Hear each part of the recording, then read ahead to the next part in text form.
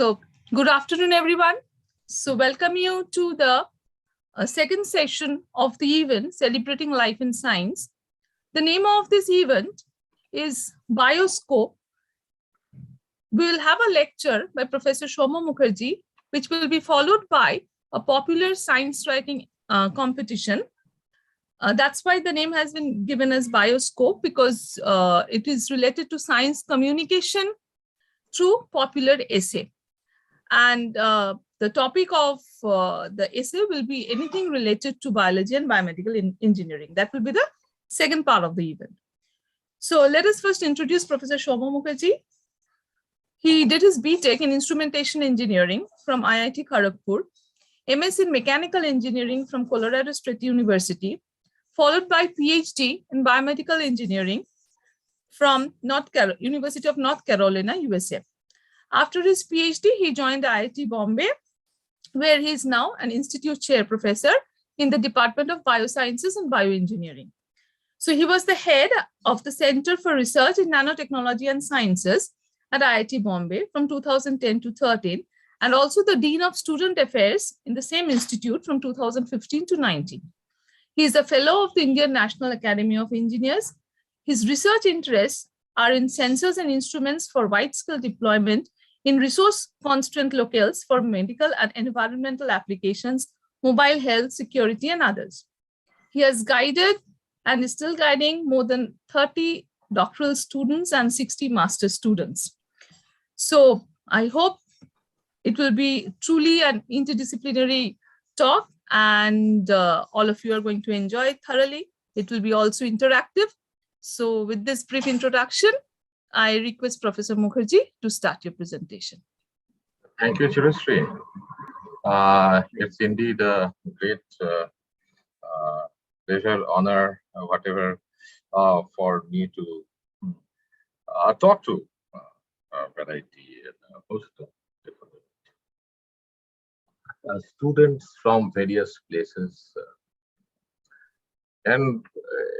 But I need to tell people one thing straight up front, that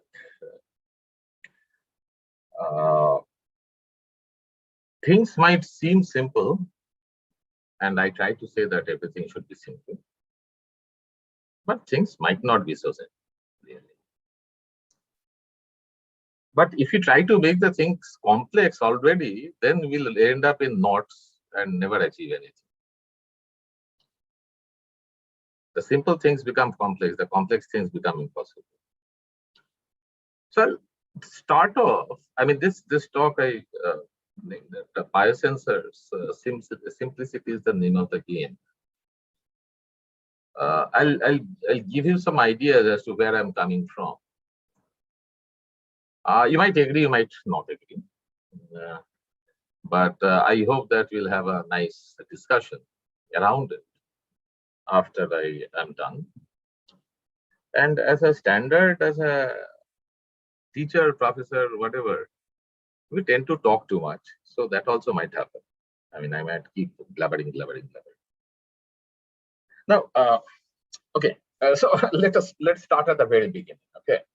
So human beings have used other organisms for sensing and environmental conditions from time immemorial, right? I mean, when the kings had these food tasters or testers, you know, those were, I mean, from when kings were there, those food tasters were there. But the king was always afraid someone is going to kill him, poison him, do whatever. Or the king wanted to have good food. We have used canneries in mines before the safety lamp was actually invented by Sir Humphrey Davy. We have used in a closed room, if we find that the room might be dangerous, we have sent guinea pigs into the room to test whether the guinea pig is still alive after running around for a while. We have used dogs and pigs for tracking, sniffing, and so on and so forth. We have used earthquakes sensing fish. I mean, in Japan, they use fish in bowls, and those fish get very perturbed if an earthquake is coming up. I mean, so there is something, but we do not know what the fish are sensing. All these are examples of human beings using biological sensing mechanisms to their advantage. Okay, and but there's a problem of size. All the examples given are number one qualitative assessment. I mean, the food taste. I mean, the food taster or tester. The food taster will say, "Ha, food is nice and tasty" or something like that. The food tester will either say something or die. I mean, it's a yes/no sort of sensor. And these are all based on complete multi-organ organisms, large size, reusability. If they find a poison, then probably the taster or the tester or the guinea pig cannot be used again. They have died. So what we look for is a real solid state canary, dog, pig, or a human tongue. The more the solid state, the better, and preferably reusable. Now, reusability is really a matter of, is it worth it to make it reusable? And frankly speaking, a very large number of times, making it reusable is not worth it. But I will talk about that later. So now, question is that what is a biosensor? A biosensor, is it a sensor that recognizes biological signals? Or is it a sensor that uses biological elements or parts to sense a physical or a chemical signal? It is actually the latter. IUPAC defined that a biosensor has to incorporate a biological recognition element in close proximity with or integrated with the signal transducer to give a sensing system specific to the analyte. Okay. Now, important part is that it does not talk about what the nature of the analyte is. The analyte might be of biological origin, might be of chemical origin, might be of physical origin, might be gamma rays, X-rays, lead ions. It can be, COVID virus, whatever. It does not talk about the analyte. It talks about the sensor, and the sensor has to have a biological element in it. And by biological element, I mean it can be a protein, it can be proteins include enzymes, antibodies, and all of that class. It can be a DNA strand, it can be an RNA strand, it can be a whole cell for that matter, and so on. And obviously, all the time that we wanted to be quantitative as far as possible. And the human endeavor to harness the potential of biological recognition elements. Mind you that by the turn of the century, of last century, people knew that biological the things are very, very specific. Okay, but it took a long time to actually come up with a sensor that combines a biological element and a physical transducer to sense something. And that something happened to be obviously one of the most popular biosensors till now, which is biosensors till now, and one of the most important analytes that we use in medical sensing purposes, which is glucose. So Lyon, who was from France, met Professor Clark in some event in Ohio or some place like that, and said, "You know what? I have this idea." Clark had this oxygen sensor, which is very, very famous. Clark's oxygen sensor. And he said, "You know what? I can take your oxygen sensor and make it into a glucose sensor and all that, but I'm facing a problem in buffering and all." So then they worked together, solved the problem of that buffering, and they came out with this glucose sensor, which was taken up subsequently by Yellow Springs, and they actually commercialized that.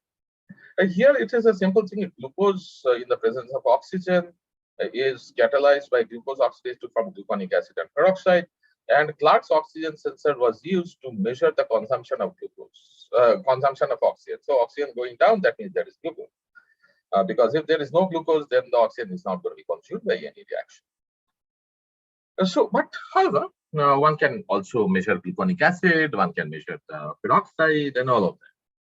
The word biosensor was not used in 1962. The word biosensor came up much later. And while it was coming up, we found that, well, it is not just Clark's oxygen electrode, but there are a whole bunch of different types of transducers which can be modified using some sort of biological recognition elegant layer to make that into a biosensor. So we have electrochemical electrodes, we have transistors, we have optical fibers, photodiodes, CCDs, thermistors, piezo devices, and all that. The detection means can be electrochemical, optical, thermal, mass variation, and all of that, all of those things. So if you look at the combination of the type of transducer and the type of reaction that we are looking at, they become humongous.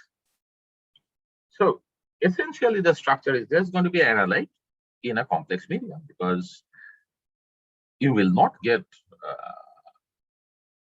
medium which is simple that, oh, something in distilled water. Real life mein nahi hota hai. Okay, that does not happen in real life. So it is going to be in a complex medium. And the nature of the complex medium that it is trying to mess up your measurement as much as possible. So you have to have a very specific biomolecular recognition system. And that will be on this inner sensing layer, and that gets there has to be some reaction which the transducer can pick up and convert that into a measurable, quantifiable, typically electrical signal. An electrical signal, because we want to we can measure electrical signals, to record it, store it, process it, do whatever with it. So on the basis of these things, biosensors can be classified as biocatalytic, that means this enzyme-based reaction, and bioaffinity, which is the antigen-antibody reactions. And the biocatalytic was also, I mean, we can have a couple of types of these biocatalytic sensors. One is there's a target analyte, there's an enzyme, there's a product. Okay, you measure the product, you measure like in the glucose sensor, you measure the consumption of oxygen and all of that. On the other hand, the target analyte might be modulating the enzyme activity. Okay, so you can have sensors like that where there is a substrate. The substrate is a given, there is abundance of that. Enzyme is also abundant. Substrate is getting converted into a product, but the target, whatever it is, it might be some heavy metal ion or whatever, it modifies this enzyme. It modifies the enzyme activity. And maybe the product production goes down, typically goes down, sometimes it goes up for certain times. So it can be a direct measurement or a modulation-based measurement. And there is bioaffinity. And we can classify biosensors based on the transduction method. There are electrochemical, acoustic, electromechanical, optical, all of these things. So if you take these, the transduction classification and combine that with the recognition sensing classification, there are, I mean, a huge number of combinations possible. And literally, I just say this to my students here, that the biosensors, the development of biosensors is only limited by our imagination and nothing more. Okay, so we have to imagine a use case. We can look at what we want to sense. We look at what can possibly recognize it, what bioelement can recognize it, how that bioelement can possibly interact with a transduction element, and we have all these possible transduction methodologies and come out with a biosensor. So it is essentially limited by our imagination. I mean, to give you some very crude and easy examples. I mean, this is like a long back. Okay, it is probably somewhere in the early 90s, maybe 93 and 1993. This is I find it very interesting because it's very simple actually. It is a film which has a virus binding element, which is a sialic acid. The film backbone is a diacetylene lipid. there are composite molecules laid on the substrate and exposed to UV light, which activates the triple bond within the lipid molecule, which creates a blue tint. Now, the virus, if it is there in the sample, it binds to the sialic acid. It changes the structure of the lipid and changes the color to red. So obviously, you are not going to get deep red or something like that. You are going to get something, this light blue turning into some sort of a light red, a blue red mixture, a purplish color or whatever. At the extreme, when there are lots of viruses, you might get white red. But the thing is that it is so simple. It is so simple to use. You give, I mean, anyone who has a little, film like this, can take a sample and just put it on it and use it. And then look it up against a color changer and say, okay, your virus load is roughly this much. And so it is possible to do. Now, this is very important. I mean, how do we? I mean, there's a saying, keep it simple, stupid. Okay, it is called the KISS principle, and this is a beautiful example of that. We go into a little bit more complex ones. Surface plasmon resonance biosensors, which are the instruments are quite costly. I do not want to go into the physics and all of that. Suffice it to know that if you have a thin film of a metal, there are going to be electrons oscillating on the surface of that. And if I can couple a photon into that, it becomes a plasmon, and then at a particular angle, at a particular wavelength of the photon, they resonate. So that is called surface plasmon resonance. And if the analyte nature, or if there's some binding on the surface of this thin film, or the refractive index changes on the surface of on the nano level surface of the thin film, then it causes a change in the wavelength where it couples for resonance, and one can pick that up. So now, this has been obviously exploited by Biocor and a whole bunch of other companies who sell instruments for about 40, 70 lakhs about. Okay. Now there's a prism, and there's a polarized light which couples, and there's a one looks at the angle here. I mean, notice here that in this particular case, okay, in this particular case, the light is sent in, the light is being sent in at various angles, okay, into this spot. And when the resonance changes because of something binding over here,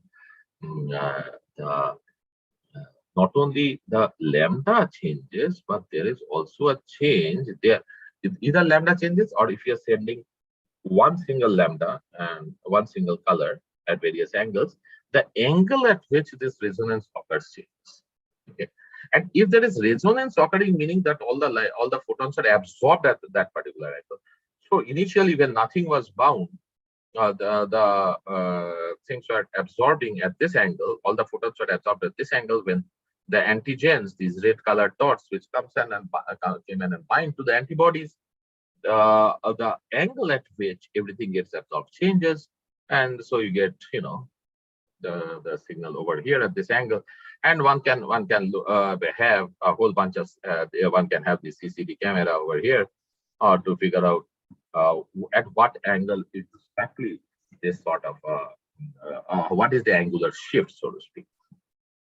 Now obviously this this has a tremendous potential, but there is one little problem, which is that the SPR sort of instruments, they work very well with a certain size of molecules. They don't work very well for very large molecules. They work for very small molecules.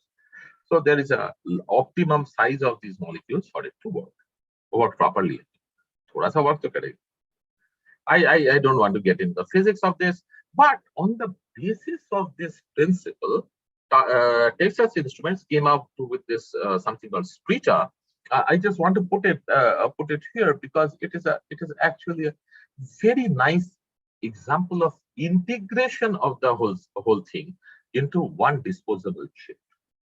Okay, So what they have here is they have a light source right here, and that light source is sending out light in this thingy. Okay, and this is the reaction chamber, as you can see, and there's a thin plating, gold plating over here. I should not use the word this color. Maybe I should. Yeah, this is this. Let me just write all of this out. Yeah.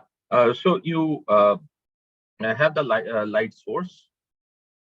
You have the light source like this, and this is your reaction chamber. All sorts of reactions happen on the surface over here. Okay, and this light source is and this reflects over here. So remember, all of these things are going at different angles. Okay, same one color of light, and then there is a mirror over here which sends it back to a linear photodetector array. So you see, your electronics, your microfabrication is all over in this plane. Okay, but on top of that, you can stamp, or you can create a pentaprism, or this sort of this prism that we have, and the mirrors and all those things which sit on top of that plane, which are not microfabricatable necessarily.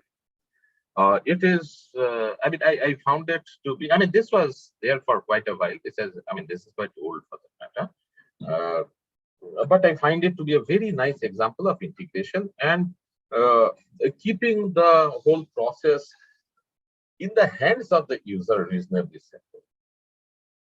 Of course, I talked about the bioproduct. There is one of the, I mean, this one is also very interesting in terms of biosensors. It is a piezoresistive biosensor, which was first done, I think, in IBM Zurich,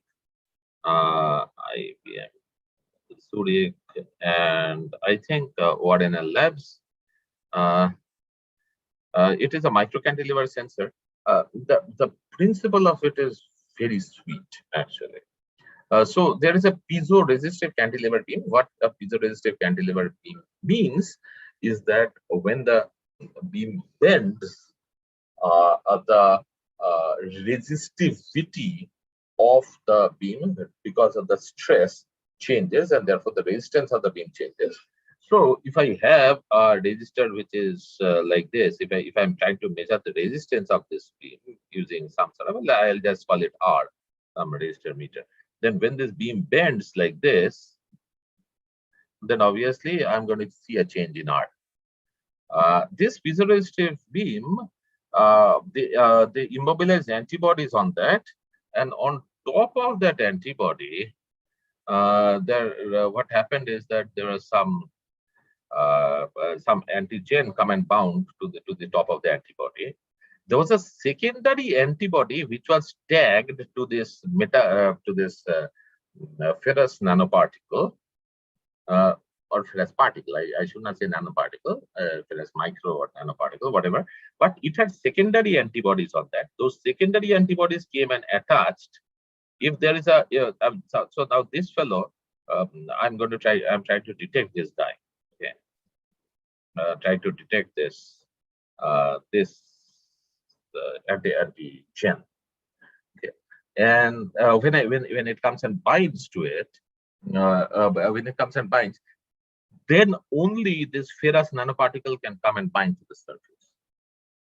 If there is the analyte already bound to the surface.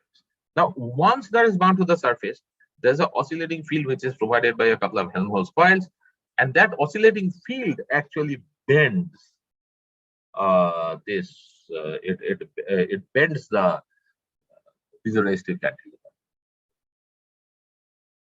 And I mean, they have done almost single molecule detections,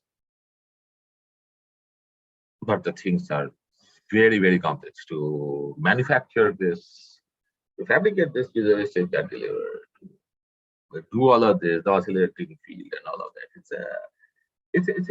The concept is beautiful, but it never went anywhere because they're very difficult to manufacture and fabricate, and to do that successfully and repeatedly, time and time again. Uh, we in IIT Bombay, we developed some of the some of the world's thinnest microcantilevers. Actually, they were to the extent they were like 120 to 150 nanometers thick. They were so thin that when we tried to take a picture with the SCM, they actually flipped back because of the charging and all that. They completely flipped back the moment we discussed the SCM and they went back. I mean, it's a very difficult phenomenon to understand, but anyway, I mean, so we started working in this in the early 2000s, maybe 2003, 4 at that time, 2, 3, 4 at that time.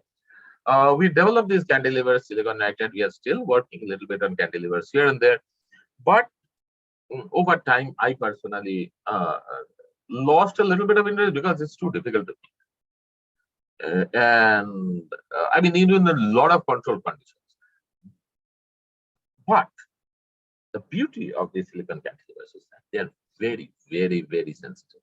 So if you can get them, get to make them work, they will be probably the best sensors which are available. But then again, the process of getting them to work is quite arduous. So the thing is that making these cantilevers, it requires a clean room.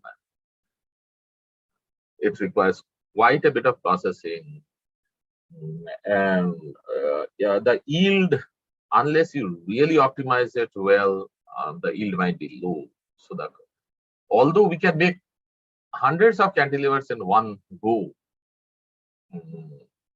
if the yield is low, it doesn't work out very well. The cost per cantilever goes up. The capital cost. So while this was going on, I was thinking, okay, you know what? I want to keep it simple, man. So this is what I want to do. Can I look at optical sensors without high cost infrastructure? So when I look at optical sensors, high cost infrastructure, one starts reading about it and one says, Bragg ratings and long period ratings, photonic crystals, this, that, and all that. But all of them require clean rooms, high cost infrastructure. Can I make it something? Literally in the lab, in my lab, which is not particularly clean.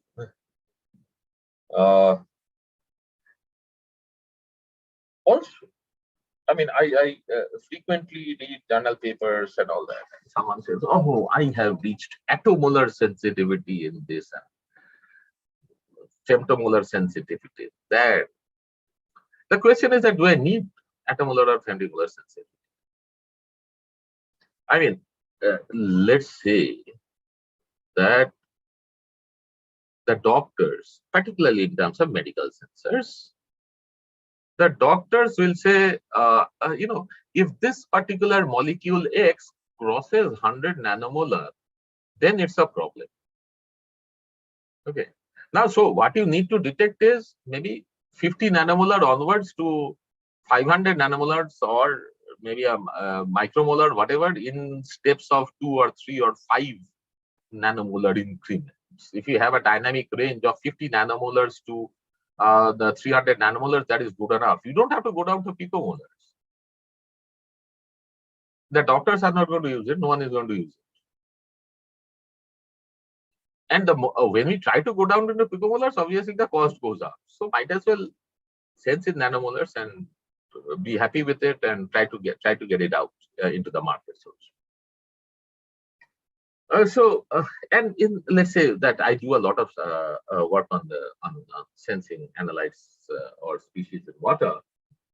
There is that also is the case. I mean, if the WHO or the Indian standards say that you need 1 ppm, there's no point in. I mean, 1 ppm is the limit that we would like to establish. Things should not be more than 1 ppm. Then there is no point in my trying to achieve a sensitivity of 1 ppt. So one needs to think about what is the relevant range. Okay, one has to think about relevant range. So the idea is that develop a sensor that can be fabricated easily and works reproducibly in the relevant range. Simple optical biosensors. Take an optical waveguide, which is an optical fiber to start off with. Immobilize, capture molecules on it, analyte, bind, we should measure. I really don't want to go into labeled assay where I have to do yet another step. I try to avoid that as much as possible. And level-free biosensors, they depend on absorbance, reflectance, autofluorescence, refractive index changes, and so on. And in reality, what happens is this. And by the way, this figure in the bottom is something which is what you call it, anathema. One should not do this thing. This has innumerable mistakes in it. I know there is innumerable mistakes, but the idea is I want to use this to explain something. So I'll tolerate those mistakes for the time being. When a light, we know the idea of total internal reflection. And in our school days, we thought, okay, total inner light goes beyond the critical angle, it will reflect back and all that. But what we did not know, or what we high schools and all that, at least I was not taught, that there is a field which exists here called the evanescent field. Okay, and that is, so this is ray optics, which we learned in high school. But when you go into Maxwell's equations, the field cannot, if this is a light wave, the field cannot end suddenly at this boundary. Okay, it just cannot end like this. Okay, the field will extend into the space outside, diminishing rapidly like this, and this is called the evanescent field. Okay, now the extent of the evanescent field and all of that depends critically, of course, on N1, N2, and depends on N1 and N2, right?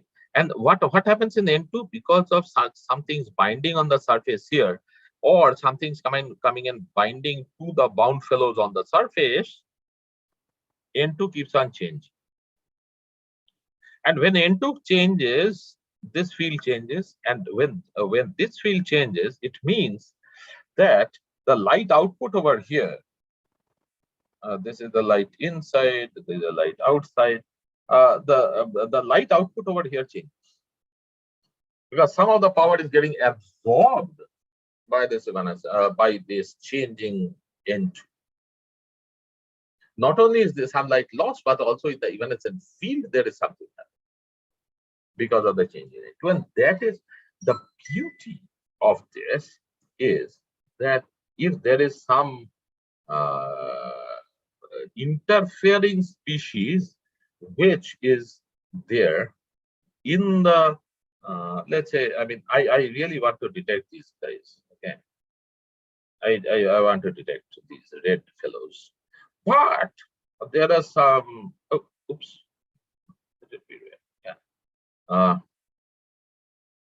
but there are some other guys who are also there. Okay, and they don't bind to the surface, but what typically happens is that they don't come into the evanescent field very well, so they do not interfere in the measurements. Normally, when we there are lots of measurements where you do an absorption measurement, where you send light in, and this is your sample, and this is your light out, which you measure. The big problem is that when you are doing this, there are other things in the sample which might scatter the light. So you really do not know whether you are measuring the things which you want to measure, or you are ending up measuring things which have no relation to, you have no interest in. This evanescent field sort of sensors overcome that problem to a very, very large extent. And that is the beauty. But now, so we have a system where we have an optical fiber, we focus light into it, we take the light output in a spectrometer or a photodetector. But we started off by trying to detect bacteria. And before detecting bacteria, we thought that we'll detect some proteins, because bacteria and antibodies are more costly than proteins and antibodies. IgG and HIgG sort of thingy. HIgG and anti-HIgG is cheap, but bacteria and the antibodies are more expensive. So we start off with proteins, simple proteins, and their antibodies. We could detect the single proteins and antibodies just fine, but when it comes to bacteria, we could not detect it. That's a big problem. And under a microscope, we see that there are some bacteria which are stuck to the surface, so we should be able to detect it. But no, signals are low. I mean, signals are undetectable for that matter. So then we thought, what is happening? So now this is a problem. The problem is as follows. The problem is that when you have this evanescent field, okay, when you have this, I mean, I'm right actually, this is to draw the picture. This evanescent field, the effective field is going to be about, I mean, to me, it is about 1/10 of the wavelength, but theoretically, it is about 1/3 of the wavelength. Okay, so if I'm sending in a wavelength of, we were using wavelength of 280 nanometer at that point of time. Okay, and I'm sending in 280 nanometers. So this one is either, I mean, 28 to something like 70 nanometers. That is a big problem, because you just think that you have a bacteria, which is like, a micron, which is like this, and you are trying to detect that whether that bacteria has attached or not using a 28 to 70 nanometer sort of signal over here. It is not going to do too well. So we have to somehow increase the depth of the field, depth of this penetration, and the way to do that is either you taper the fiber or bend the fiber. We decided we'll go the bent fiber way. The tapering is going to result in more fragile fibers. So we developed these U-bent optical fiber sensors. We looked at these E. coli bacteria, and well, we started detecting them. And we went down to detection of literally a single bacteria per mil. If you think of a single bacteria per mil, just do the calculations out. It turns out to be less than a part per billion in terms of volume per volume, or even less. And this is with a sensor you can make in any lab, because the bending of the fiber is done just with a candle or a butane flame. Okay. We started off with a candle actually. Now we have gone high tech, so we are using a butane flame. So we have this U-bent fiber which we can bend very easily. We have these immobilization processes done. I know a few pots and pans. No capital investment in that sense, except a stove, pots and pans, a candle, and things like that, and maybe a starter, and that's it. And we can detect down to a 1 bacteria per mil, which I believe very, very few people in the world have done. But there is a problem. We were using this 280 nanometer wavelength light, and those 280 nanometer, the people who were producing 280 nanometer, we started buying the LEDs. When we had started, we were buying them for $30 or something like that per LED, or maybe $25. And within a couple of years, they increased the price rapidly towards $110, $120. And that becomes too expensive for me. So the thing is that we have to find another wavelength where the light source is easily available. So gold nanoparticles come to the rescue. So what we do, we take this U-bent fiber, coat it with gold nanoparticles. And in gold nanoparticles, what happens is that when the evanescent wave, they actually create what is called as a localized surface plasmon resonance. And that localized surface plasmon resonance is also very dependent on the local refractive index. And when an analyte goes and binds to an antibody which is stuck to the gold nanoparticles, it changes the refractive index over there. And this proved to be heaven sent. Okay. And we could detect very, very low quantities of proteins. I mean, it could also detect reasonably low number of E. coli cells, about 15 or so. in this with these gold nanoparticle sort of sensors. So, and we could detect down to picomolars of proteins if required. We have done dendrimer coatings on these fibers, and we have done gold nanoparticle coatings on these fibers. We have done direct sensing. Then we started using this thing called, we sort of stumbled upon it in some. Not stumbled, but actually polyaniline has been known for a very long time as a conducting polymer. Lots of people have worked on it, and polyaniline based optical pH sensors were available. Now, the biggest problem was about what we found was, yes, the pH changes in polyaniline, lots of work done on that.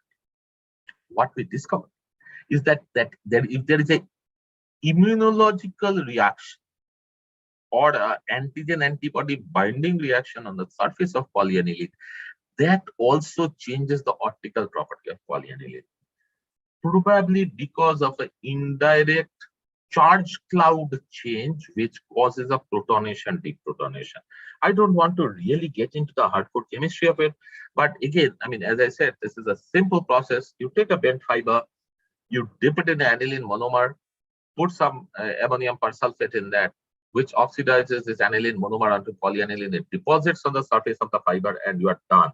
It is just a process that we found out that we about a couple of minutes after the ammonium persulfate, we need to take our fiber out so that the coating is optimal. And what we did, we took this and we detected a whole bunch of things. I'm going a little bit, I'm jumping the slides a bit here, but what we used is that we use that for this, looking at these immunological reactions. Okay. So, and what we did, I mean, we could of course measure this antigen. So if we put this human immunoglobulin on this honey-coated probe, you can see that it rapidly changes, and we can detect down to 5 nanograms per mil. 5 nanograms per mil, which is a decently low concentration given this sensor, and it has extremely high specificity because these over here are put at 1 micromolar, and this one is a much higher response. So it is specific and sensitive, and that is what we want from a sensor. And this is, I mean, we are detecting these proteins. It can be any protein for that matter, with a corresponding antibody. The fact that I'm saying human IgG and goat anti-human IgG does not restrict us from using any other protein. So we can do that. We can also take the same optical fiber, polyaniline coated sensor, and use a receptor for, let's say, various types of ions. I mean, we know one thing, that albumin gets disrupted or denatured by lead. So we immobilized albumin on the surface of this polyaniline, and the polyaniline is coated on this optical fiber, and we could go down and detect down to 1 picomolar of lead. And highly selectively, it does not look at the other heavy metals so much. Okay. Again, a very simple process. You take the polyaniline, you put the albumin on that. I mean, there is no big deal about putting albumin on the surface of polyaniline, and you can detect down to a pico. Actually, let me tell you a little thingy here. We started off trying to make a sensor for arsenic, and then we found that this sensor detects copper much better. So we are calling it a copper sensor. It is so selective to copper. Look here, copper 1 nanomolar, and whereas everything else is like 100 nanomolar, it produces this sort of a difference in the response. So it is much better copper sensor. And you know what was the receptor for this? The receptor is denatured antibodies. You see, Normally, I mean, this is a cartoon antibody is this white thingy. There is this FC fragment and there is this Fab fragment. Okay? And here we have these disulfide linkages. If we heat up the antibody or we subject it to a very strong UV, the FC fragment and the Fab fragments break up. And these disulfide linkages get exposed. And those are very sensitive to copper arsenic. So we actually destroyed the antibody and made a nice receptor. And we destroyed it by heat and by UV. So again, I mean, so now there is a little bit more infrastructure added, which is the UV lamp. The excellent sensor for copper. We could detect copper in lakes, lake water, it detected by seawater, and all of that. And of course, the drinking water. The copper is important because, particularly in agricultural things, you would need to have a proper amount of copper for proper plant, and so it becomes an important micro. It is an important micronutrient which has to be actually measured for proper plant growth. And look at the dynamic range of this. The dynamic range is 0.2 ppm to 1000 ppm. It's a huge range, and we can detect it all over this here. Again, I mean, as I said, here we have added one little infrastructure. We can take this event fiber and coat gold nanoparticles coated with chitosan. And that actually, and chitosan on this thing, and that becomes a sensor for mercury. And mercury in water, mercury in food, and things like that. So, what I'm trying to say is that with this event scheme, one can keep on developing a variety of sensors based on the surface modifications which one needs to do. We used it for fish, vegetables, and all of that. We found out what types of what are the amounts of mercury in fish and vegetables. As you can see, these are not good. Okay, this is okay, but too much of cabbage. But these are vegetables which are grown near thermal power plants and other places like that. So they might have a slightly higher mercury. This is not too bad. This is not too bad, but definitely the tuna which is found in and around the Mumbai fish markets is something which I'd avoid having on a regular basis. We can take this whole thing and put some bacteria on it. Or we have some beta lactamase. Now antibiotic resistance is a big story. AMR, antimicrobial resistance, that's a big story. We can detect the presence of antibiotics in milk, water, and all sorts of other materials, and those actually make a huge problem for our health issues. We could detect. We could take the sample matrix like cow milk, buffalo milk, and all sorts of other things, meat and all that, and spike a little bit of antibiotic in it. We could detect it from there, and they gave very quite correlated results. Again, just with the help of simple event fiber and by coating it with a variety of materials. So, I mean, this is a box. I mean, if you look at the dimension, this is not the latest version. There's a version that's before this. This one is about 1.5 inch. This is about the top width is about 4 inch, and this is about this length is about 8 inch. So it is eminently portable. You can carry it anywhere. It works off of a battery, and it goes. You can do sensing detection for 24 hours plus using. Now, I don't want to go into the soft lithography part of it, but let me go into another very so just for fun, we can have fun, right?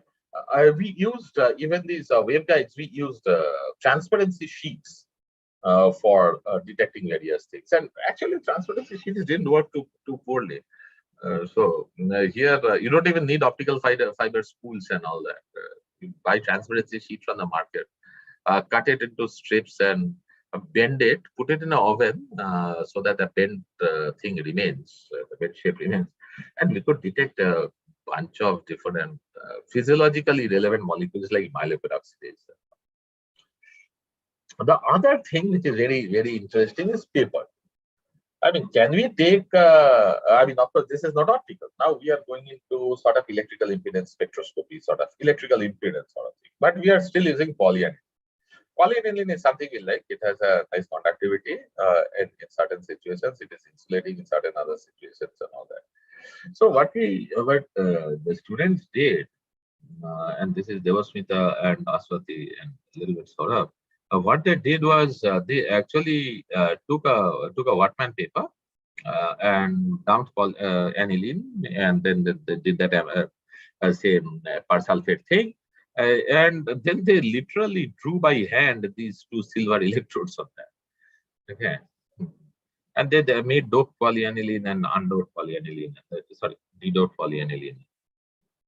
Sorry. Okay. Sometimes. They did all those things, and there we did some characterization and all of that. We started off with a frequency response analyzer from Autolab, and it is simple. I mean, take the little piece and dump some sample, and let's see what happens. And when we were able to detect, which is very simple and very cheap. I mean, they like to do these sort of things. We could detect myeloperoxidase and myoglobin in buffer. We could also detect that in simulated serum. And then we took a whole bunch of these sensors and doped them in slightly different ways and made into an electronic tongue. And with this electronic tongue, simple thing, we used polypyrrole also besides polyethylene. Polypyrrole is another contact polymer. And what we end up having is that we can actually be subjected it to sodium chloride, to hydrogen chloride, to sucrose and monosodium glutamate to get the salty, sour, the sweet and umami tastes.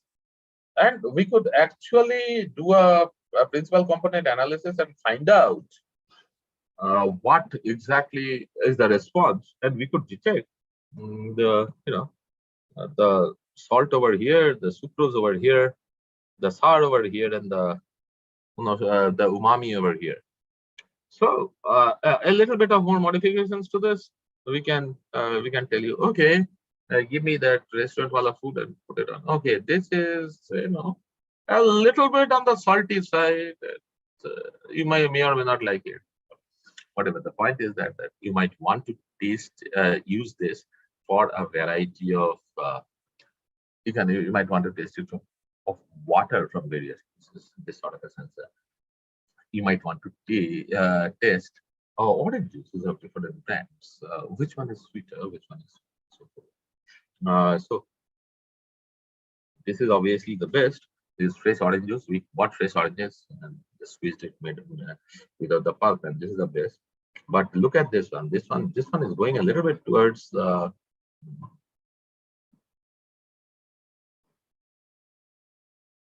they have added things into it. Okay, so they have these additives which are slightly problematic.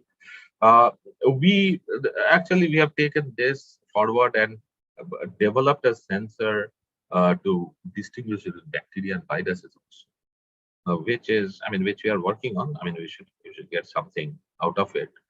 But what we are doing here is taking the impedance of the bacteria, taking the impedance of the virus, and then subjecting them to a chemical strain. And that chemical strain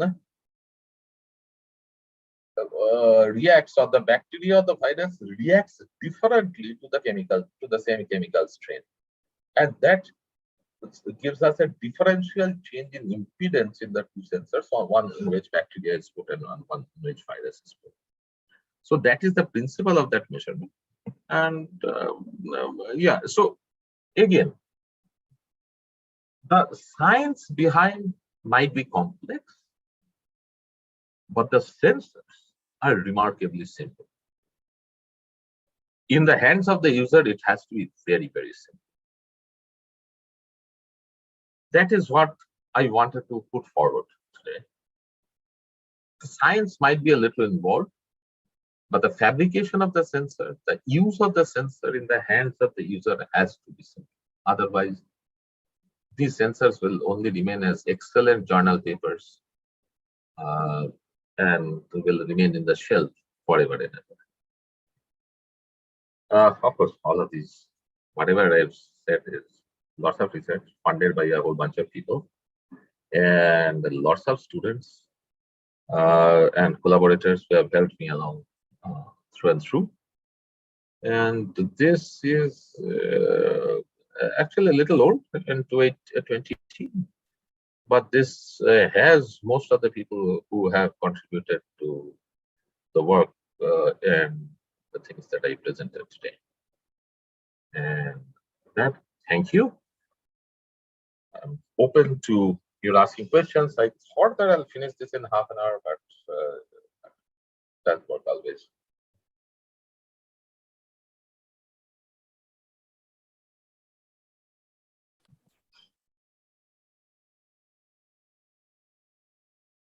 Seriously, you're in me.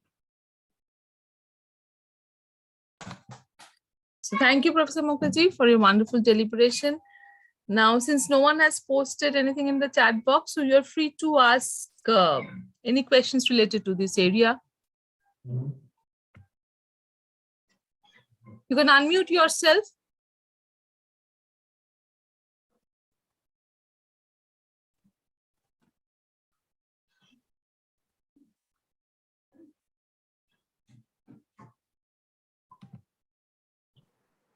Good afternoon, ma'am and Yes, sir. yes, please. Sir, what type of battery is used in this transducers or biosensors, and is there any power dissipation problem there? A battery is used in the box. You mean the black colored box that I showed? Yes, sir. Oh, that is yeah. There is some power, but the power the draw is very low. We typically use these. You have these mobile power banks, right? Those 10,000 milliampere hour or whatever. That sort of power bank. So the power dissipation over there is even less or closely like a mobile. So there is a little bit of issue, but it does not heat up the sensor to that extent that it will be. And if you look at the box, if you look at the picture of the box,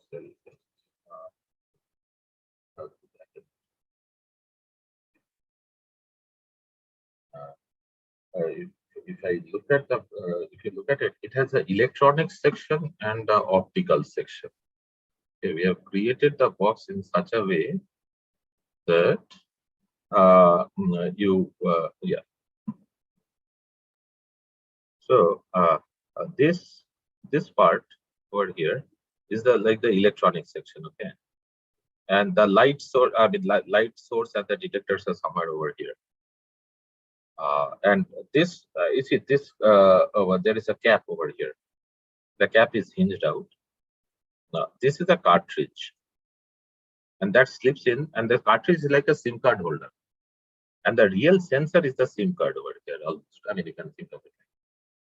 So we put the sensor onto the holder and push it in, and then close this lid, and then it looks like this. The optical, the connect between the electronics and the lights and all of that, and the section over here, that is only through two little small holes through which the fiber passes. That's it. So it is effectively this sensor part is very, very insulated, both from water as well as from light or heat from the electronic section of the box. And sir, As we know that in sensistors or thermistors, we have a temperature coefficient, means they vary with the temperature. Do this type of sensors also vary with temperature pressure? Very good question. Very good question. Yes. Uh, so as of now, we are measuring it in room temperature. Okay. What is, and room temperatures can vary. So as of now, it is about 27, 25 to 27, where it is okay. But if it goes up to 30 plus, then we have to introduce a temperature based correction. This box does not have it, but the next version of the box has actually a temperature measure. It will show you the temperature also on the screen. This one has a two-line LED LCD display. That one actually has a full, touch screen graphical display, which shows you the graph, which gives you the temperature and all sorts of other things. So it is completely touchscreen graphical, the latest version of the box. Yeah. But very good question. Yes, it is temperature dependent to some extent. And if the temperature varies too grossly, then it has to be corrected. But then again, because we are these are mostly self-referenced, so while the measurement is going on, there is a referencing also going on. So the reference also varies, so that some of the effect is negated by the referencing process. Yeah. Yes, Jit Shen Gupta, I think you have raised your hand. You can ask your question. Yes, good afternoon, sir. Good afternoon, ma'am. Sir, first of all, thank you so much. This research work was extremely informative. Sir, my question is that likewise, you said that the research has been done on the presence of mercury in various types of samples that have been collected. So, can this device operate for measuring the presence of other chemicals in the food, like there is iodine, there is ferrous? So, can it work for measuring? Yes, sir. Like the presence of ferrous, that is, or iron kind of particles in the food. Yeah, you see, this can measure anything if you give me a receptor. And the transducer. Yes. No, the transducer, I mean, I just need a receptor. Okay, the optical fiber will remain the same. Okay, the polyaniline will remain the same. I need a receptor. In case, for the case of mercury, okay, mercury we used GNP, chitosan and all that. Okay, BSA. For the case of lead, we used albumin. For the case of copper, we used denatured antibodies. So those are receptors. So if you have a good receptor for iron, then yes, it can measure iron. Okay, sir. And sir, my second question is, sir, the transducer that has been used here. So is there any frequency range specified for that? Frequency range, you mean the wavelength range? So we try to operate in the visible wavelength range so that our LEDs are less costly. You can, of course, operate a little bit into the UV, like we have done it at 280 nanometers also. On the other side, close NIR is possible. We have not gone beyond something like 800 nanometers. We have not done too much experiments in the IR or even a little bit further NIR range for that matter. We operate mostly between 400 to about 600 nanometers wavelength, except for the 280 nanometer which we started with. Okay, thank you, sir. Oh, are you talking about? Were you talking about the impedance sensor? By the way, Jit? No, sir, I was not talking of the impedance, the optical, the one which. Are there any other questions? If not, I would like to ask you a couple of questions. So you have been depositing polyaniline on paper substrate. Does the performance change if you deposit it on glass substrate vis-a-vis paper substrate? That is what we are looking at. We started off with paper because it has its own advantages. And that is, I mean, this is what the polyaniline nanofibers on the paper looks like actually. The porosity helps things on the surface. We have done some experiments on polymers. I mean, non-porous substrates. Let me put it as non-porous substrates. And for that matter,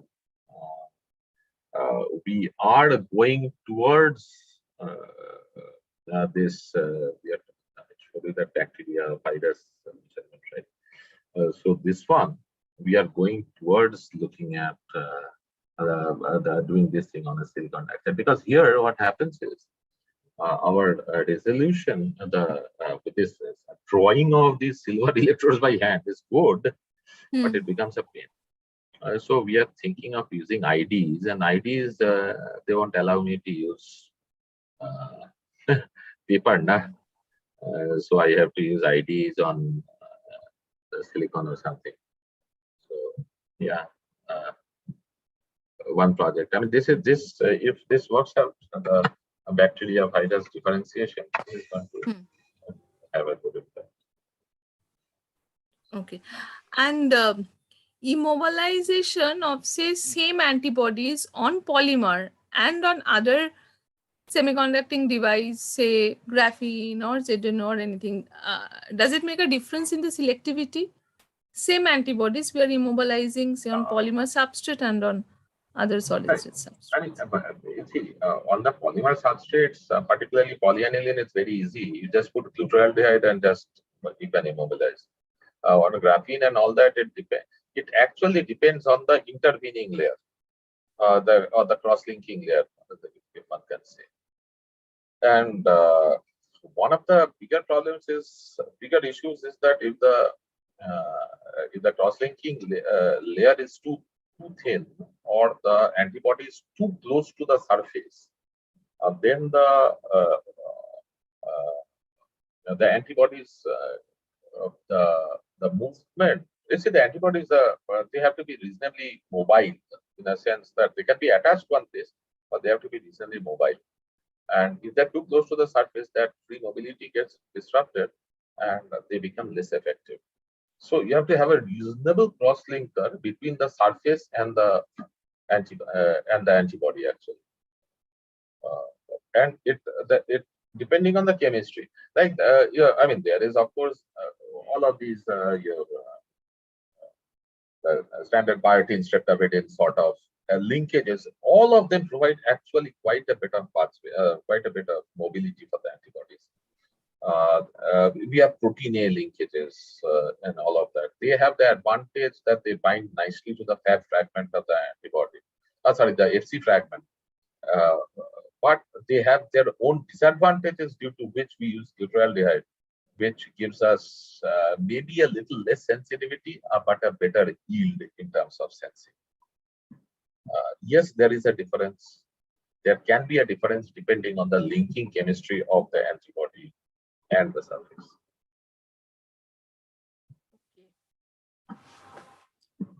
So if there are no further questions, then once again, I would like to take the pleasure of thanking Professor Mukherjee for sparing your time today. Okay. Thank you so much.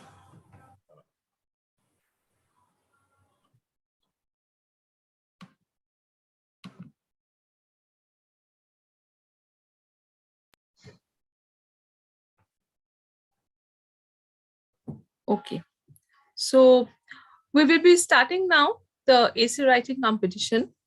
I will share the screen, which will show you the list of the topics from which you can select any topic. You can keep the name of your essay as the topic name given in the list, or it can be a subtopic related to any of your area of your choice. So whenever, if you are just giving the name of the topic directly, it's fine. Or if you are giving a name of a topic of your choice, then you just mention that under which heading your topic lies. That is all. You can use a paper to write it. It will be of 500 words and 1 hour duration from the time of the starting. And or else you can just type it. but it will be better if you upload a PDF version. In fact, try to upload the PDF version of your write-up. Yes. Ma'am, have you already sent the link for the Google Classroom? Yeah, that I've sent. Is there anybody who have not yet received? I think there were some email IDs which also I have pointed out who were not receiving the classroom links. So 2 of you have given me an alternative email ID and I have sent invitation to them also. Can you? I have also not received, but I received the reminder mail of today. So Okay. What's your name? Iman Mitro. Iman Mitra. Acha. Were you there in the mailing list? Yes, I got today's reminder mail. So can you just forward it? Forward the Google. You can just post your email ID in the chat box. I will do it after it starts. I will just post it here in the chat box. Yes.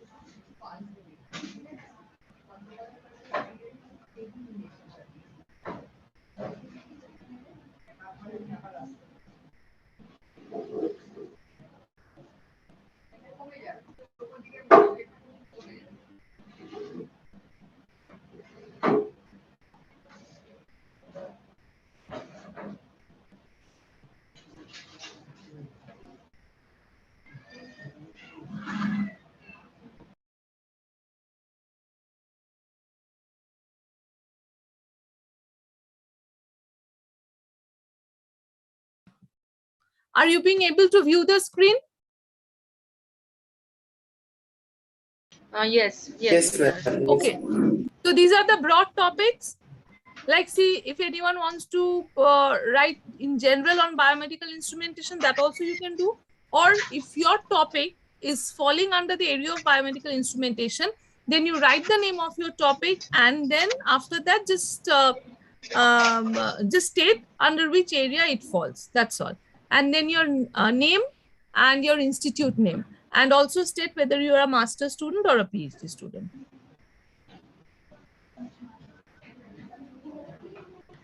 So it's 2:13. So you can start writing. As I already mentioned that the word limit is 500 words and 1 hour duration. If you finish it before, please start uploading also. And those who have not yet received your link, please post it here. I will send the classroom link now itself. Ma'am, can we write it in the MS Words? In MS Word? Yeah. Yes, please. You can write it in MS Then Word. we have to upload it in PDF format, right? Yeah. That's it. You just convert your file to PDF and upload it. Yes. I hope that facility is there with all of you, no? Converting it to PDF. Yes.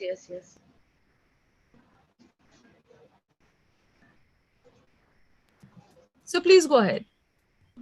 I will be sharing the classroom link with those of you who have not yet received it.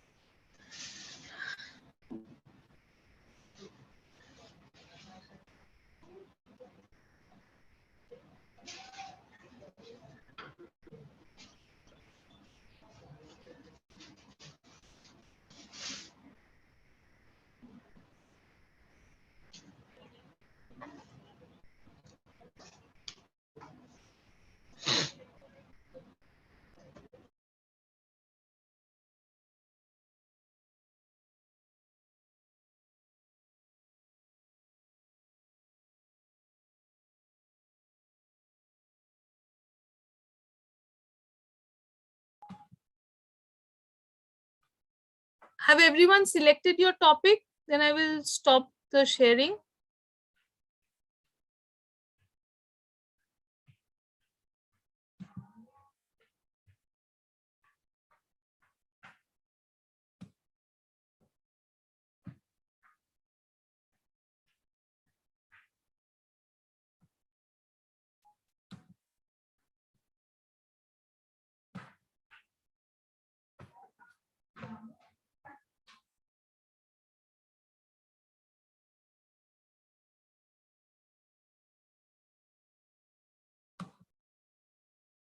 Please switch on your video.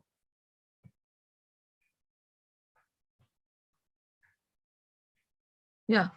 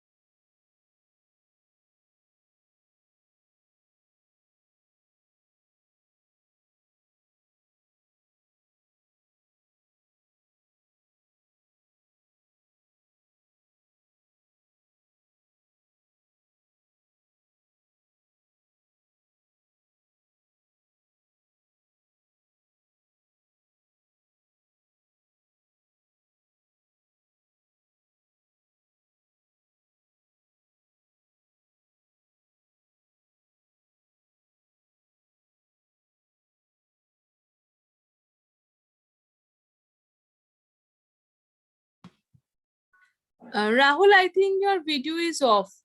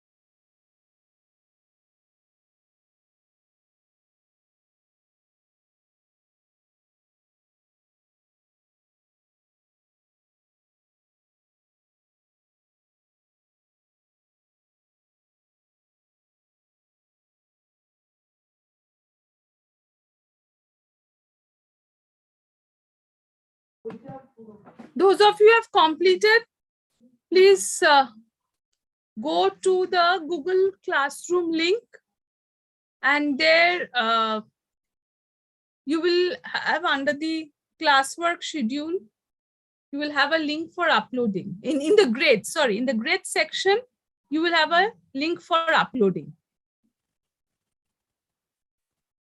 In which section? Grades. In classroom, you have stream, classwork, people, and grades.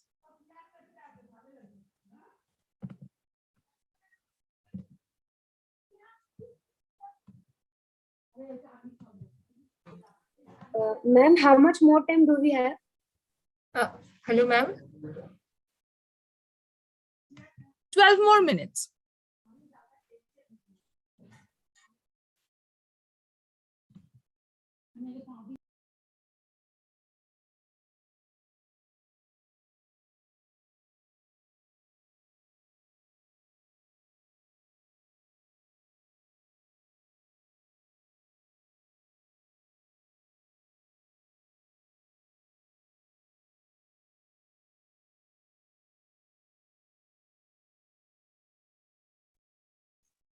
Hello, ma'am. Hello, ma'am.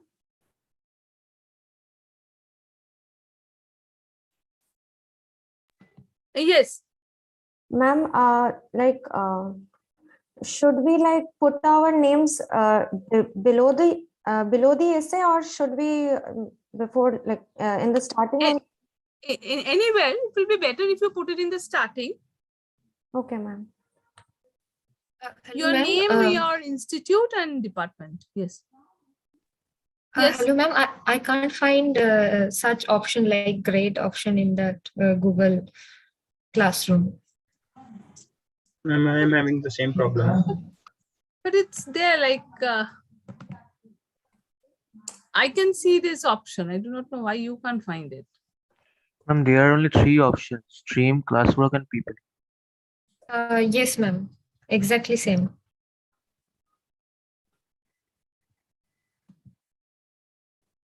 Let me see.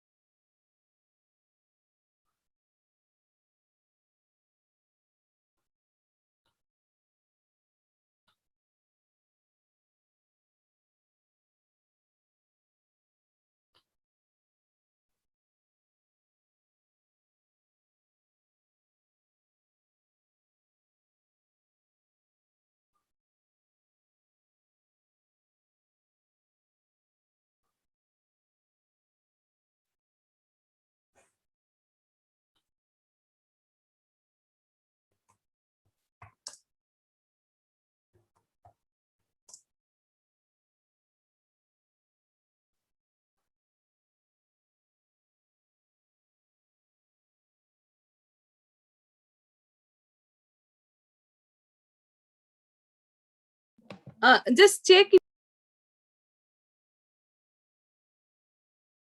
Yes, ma'am. Now a new assignment is visible by Bioscope essay writing.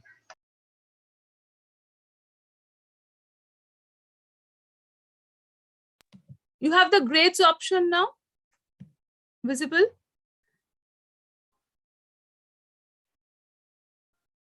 In that assignment itself, you as students can go and see if you can upload it.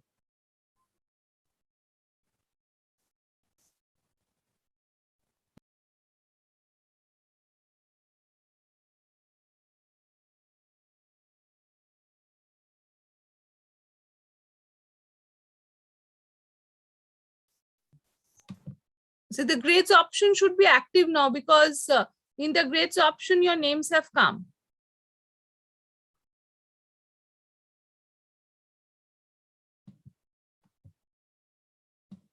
The names of all of you, those who have accepted, your names are there.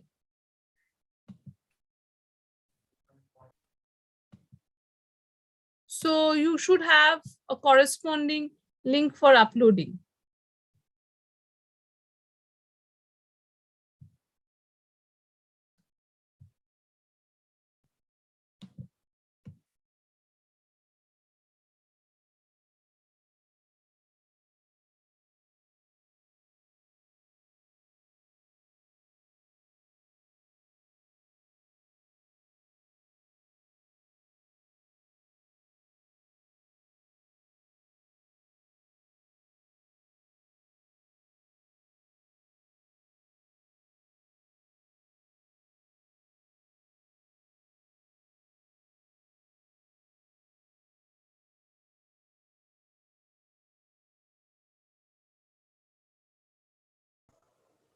Ma'am, I can only view the assignment part.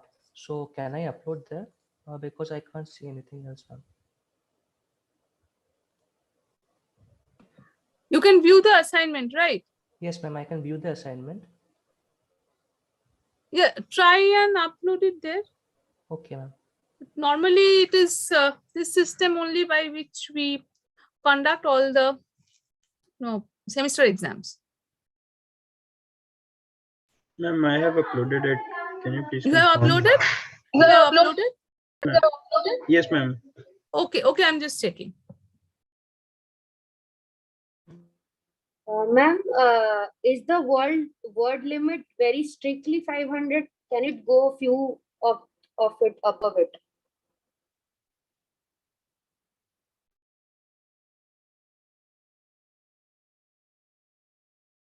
Ma'am, even Plus 10% variation is acceptable. I want to say that are you calculating the number of words that are put in the topic name as well? Because that is no, not at all. Not at all. That's the main. It's only in the write-up. Yeah, it's only in the main write-up. Okay, thank you. Ma'am, we have to mention our name and institute name and nothing else, no? Yeah, you can also mention whether you're a PhD student or master student. Oh, okay.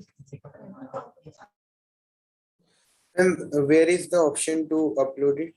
I cannot see any option like that.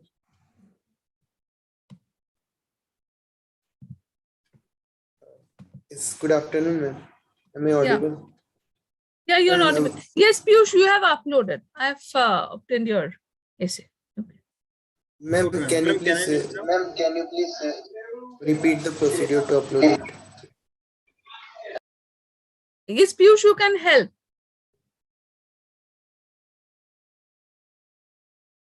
Okay, ma'am. One of you, Yeah, if we open the assignment on the right top corner, there will be option to attach the file.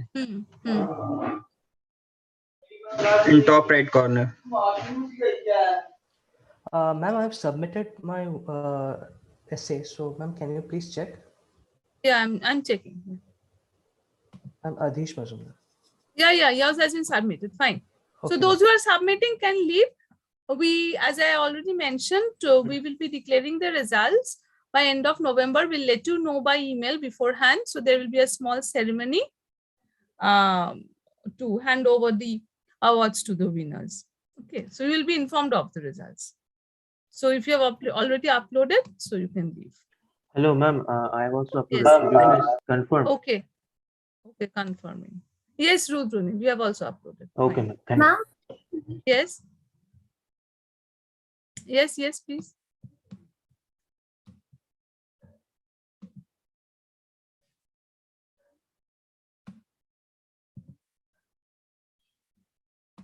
Yes, please.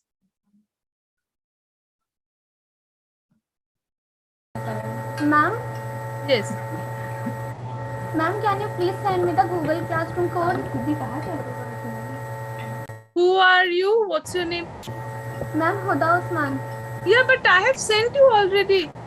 You are already there in the Google Classroom. You have sent me an alternate Gmail link. No. In your institute mail, it was not going. So in your Gmail link, I have already sent you and you are there in the list. I cannot re-invite you. In my list of people, in the list of students, you are already there with your Gmail ID. Why aren't you receiving it?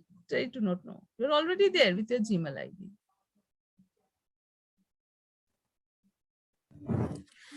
Hello, ma'am. Good afternoon. It's Priya here.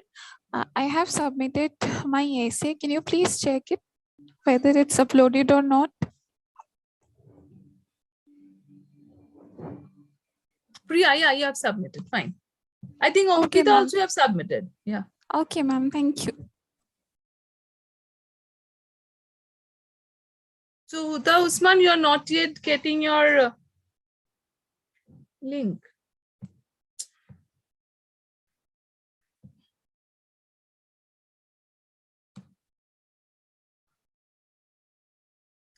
Please post your Gmail link once more.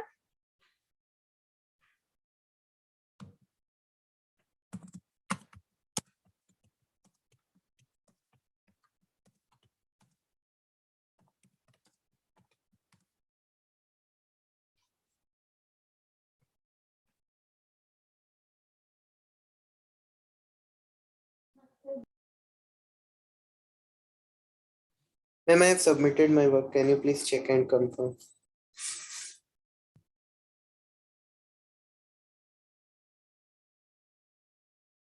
Yes, Jeet.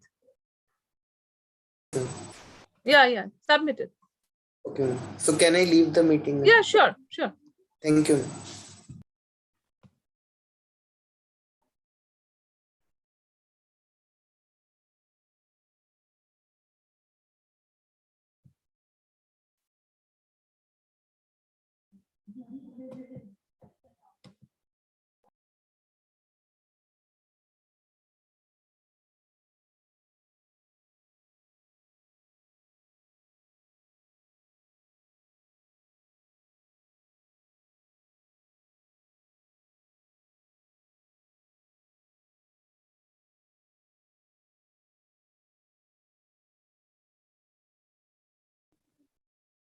Hello, ma'am. Can you check? I have submitted already. Hello? Yes, Iman. Who is speaking? Mukti. Ma'am, I'm Okay, Mukti. Mukti. Okay. You have submitted. Just a minute. Hello, ma'am. This is Gutti Pavan, ma'am. Okay. Actually, I sent my PDF, ma'am. Can you please Yes, check? Mukti, you have submitted. Fine. Gutti Pavan, ma'am. Gutti Pavan, you have submitted. Have you uploaded? Yes, ma'am. Yes, ma'am. Just a minute. It is. Yes, ma'am. I uploaded, ma'am. Just a minute. I need to refresh because it's not showing here.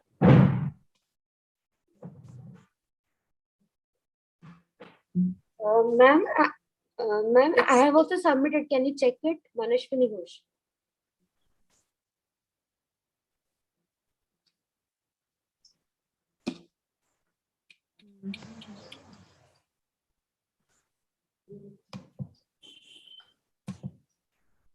I'm refreshing it and I'm confirming you. Yes, ma'am. Sure, ma'am.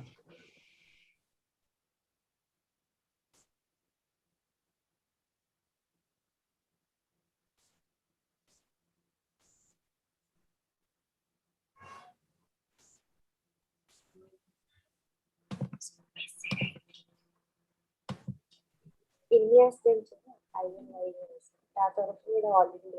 Manashwini, yours has it's not showing here even now. So ma'am, I went I'm into the also bioscope submitted. essay writing thing and I uploaded it. And Gutti Pavan, yours is also not showing up. You have uploaded successfully. Ma'am, Yes, ma'am, it's showing your work assigned and I can see my PDF uploaded there.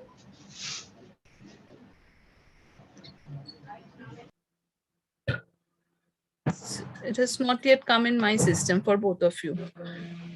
For Gutti Pavan and for Manashwini, it has not yet come in my system.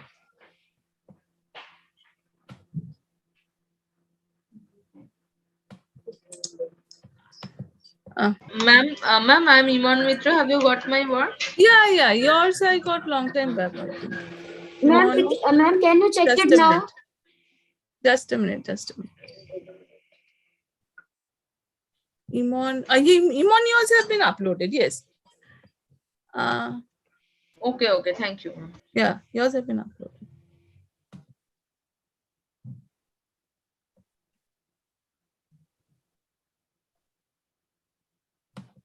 Okay, fine. Yes, Manashwini, yours is uploaded now. Okay, ma'am. Thank you. Okay, yours is uploaded. Okay.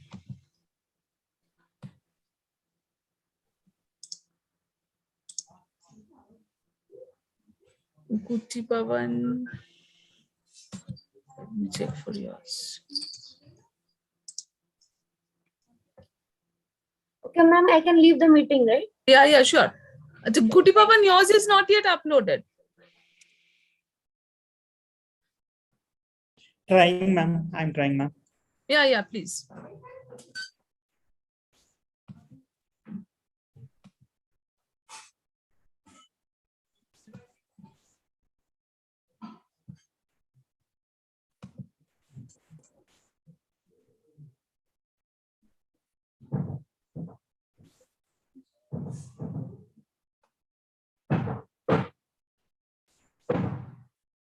Ma'am, actually, I received your mail, ma'am. Where should I upload, ma'am? I think.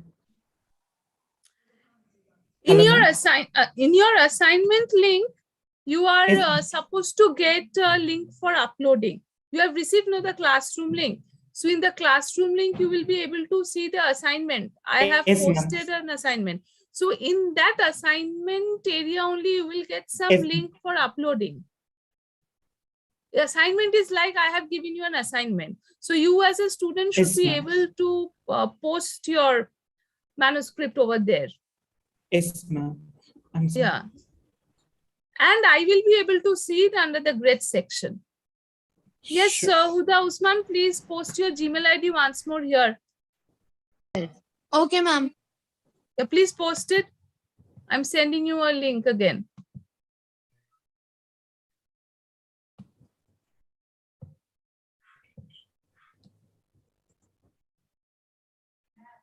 Ma'am, I opened your link, ma'am. Here they're showing add or create. Yeah, so not add or create. I have given an assignment, right? You can see the name of the assignment, Bioscope essay. Yes, ma'am. I got your Bioscope essay writing. Yes, so yeah. So there, over there, you will have some link, add or whatever, some link for uploading. Yes, ma'am. I clicked your link, ma'am. Here showing your work, add or create. Okay. So click there. Yes, ma'am. Here I click, ma'am. They're asking upload. I'm uploading, ma'am. Yeah, please upload. Yes, ma'am.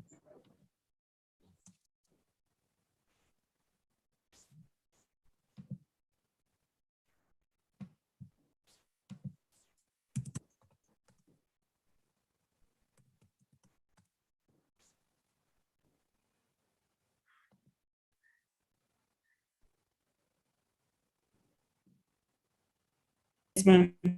I submitted, ma'am. You have submitted? Wait, I'm checking. I'm checking. Yes, ma'am.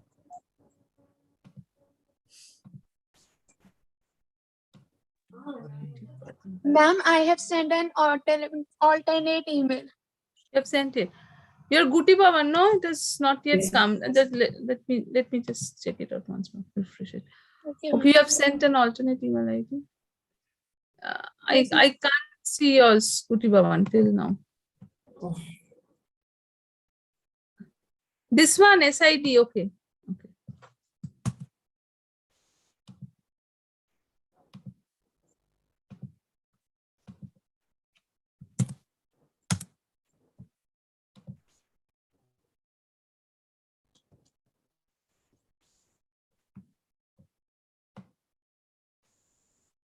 Please check whether you have received the link. Yes, ma'am, I have received it. Okay.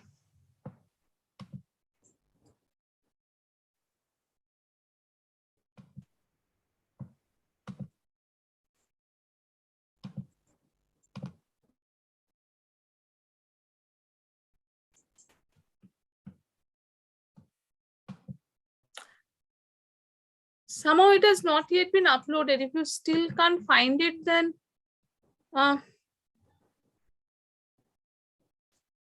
worst case, you can send it to my email. But all the others have been able to post it. You are in the same group.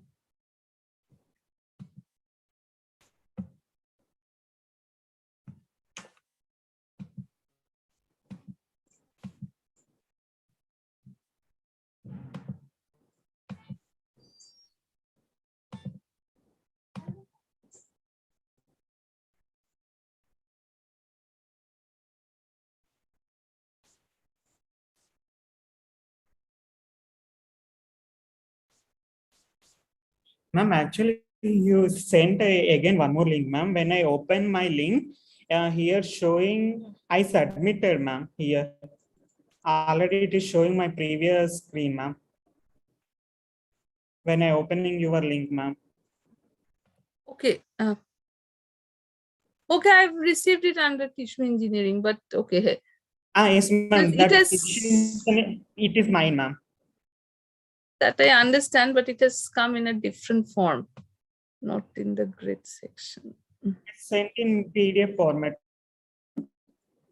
Yeah, it's in the PDF format. It's in the PDF format, that is true. But in the assignment, you have just added and created. Okay, I will check it. It's okay. Yes, it has not come through the proper channel. It is showing in a different section. Okay, I will check it. Okay. Okay, ma'am. I will wait, ma'am. I will wait, ma'am. No, it's no, it's no point waiting. I have received it, and in a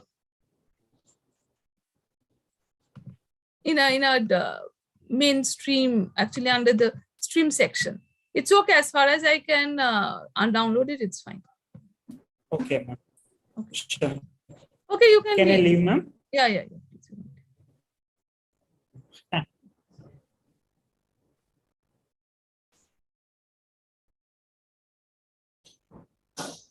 Yeah, it has come here also. Fine, fine, fine. Okay. Fine, fine. Okay.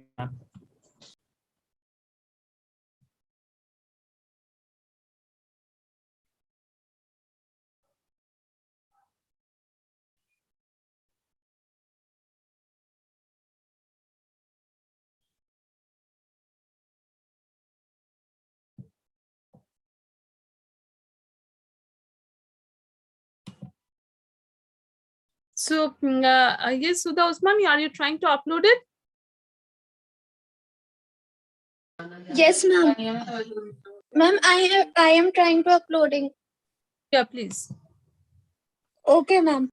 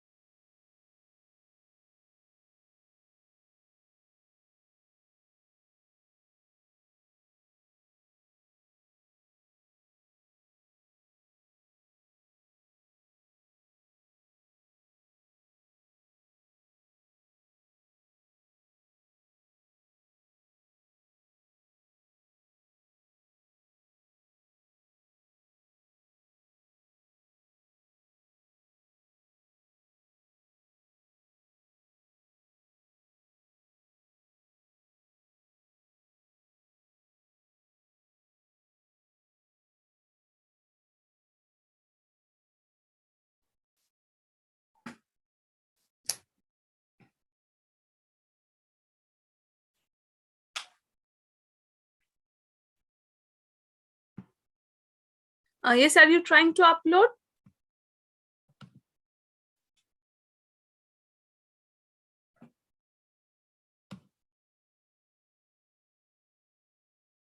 Ma'am, there is a glitch. Can I mail you? Why you are having some problem? Yes, yes, ma'am.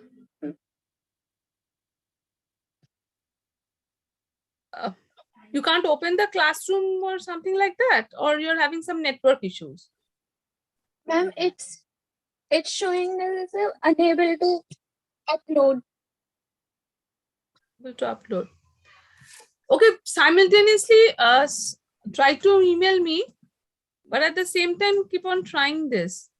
You first email me. You first email me. Right now you email me. I will acknowledge you verbally as soon as I receive your mail.